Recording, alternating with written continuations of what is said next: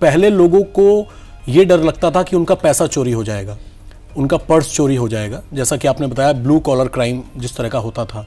लेकिन आज सबसे महत्वपूर्ण जो है वो है डेटा थेफ्ट।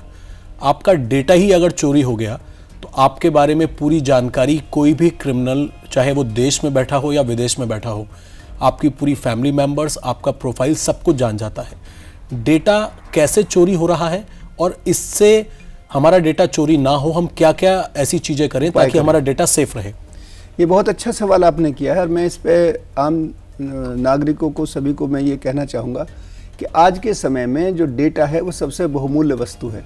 आपने कहा कि किसी व्यक्ति का अगर पर्स चोरी हो जाए तो दुख होगा, लेकिन फिर भी अगर आपका मोबाइल चोरी हो जाए, आपका कंप्यूटर चोरी हो जाए या खो जाए तो कितना आपको उसमें कष्ट होगा।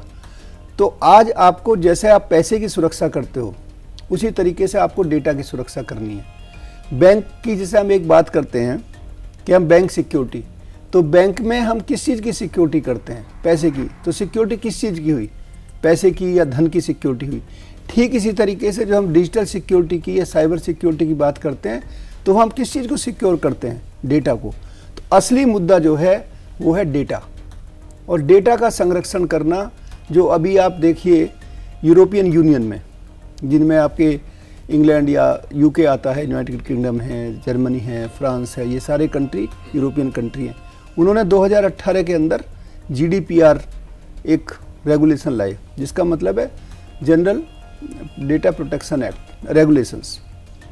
उसी के आधार पे बहुत सारे और कंट्री में भी रेगुलेशंस आए। हमारे देश में, इंडिया में, हमने DPDP 2023 अधिनियम लाए हम। DPDP का मतलब साथियों है जो digital personal data protection act, ये 2023 में आया और अब जल्दी ही भारत सरकार के द्वारा DPDP रूल आने वाले हैं, तो ये लागू हो जाएगा। इसमें 250 करोड़ तक का फाइन हो सकता है।